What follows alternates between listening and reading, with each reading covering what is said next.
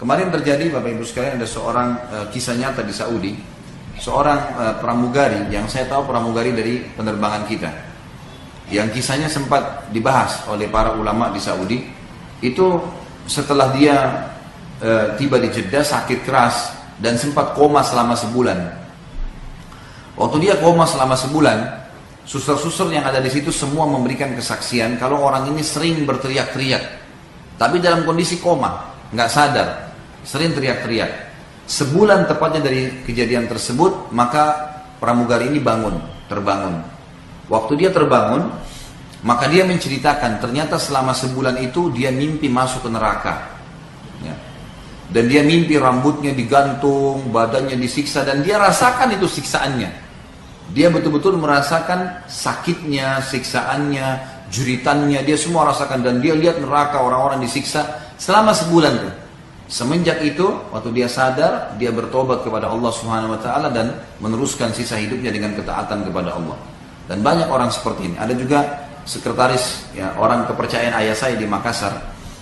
Dulunya saya tahu waktu saya masih kecil, saya masih SD, orang ini perbuatannya masih banyak perbuatan kefasikan, gitu kan. Maka saya tahu sendiri perbuatan-perbuatan yang kadang-kadang dilakukan, tapi semoga Allah tutupin lah, semoga Allah maafkan. Subhanallah, beberapa tahun setelah itu saya lihat, saya pas kuliah di Madinah, saya pulang liburan, terus saya lihat orang ini kok berubah gitu. Azan ke masjid gitu kan. Karena kebetulan waktu itu ada pabrik seng yang dimiliki oleh ayah saya, orang ini kerja di situ gitu. Maka saya tanya, kenapa kok Om, saya panggil Om itu, kenapa kok bisa berubah seperti ini?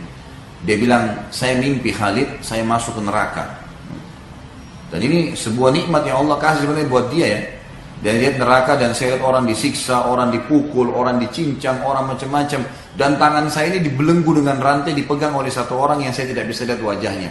Kemudian saya diperlihatkan lah, seakan-akan saya sedang digiring ke satu tempat siksaan yang akan saya disiksa. Terus kemudian saya dalam sementara jalan terus saya memohon, apa saya masih bisa kembali ke dunia, saya mau memperbaiki hidup saya. Ya. Orang itu tidak jawab, sampai dikelilingi semua tempat-tempat siksaan ini, dan saya lihat sendiri orang teriak, orang kesakitan, orang ini. Sampai akhirnya dia mengatakan, masih ada sisa umur yang tersisa buat kamu, kalau kamu mau tobat masih bisa. Kemudian dia pun akhirnya bangun dan sadar, mulai semua itu jadi menjadi orang baik, dan alhamdulillah sampai sekarang Masya Allah, orangnya sudah dalam ketaatan kepada Allah Subhanahu Wa Taala.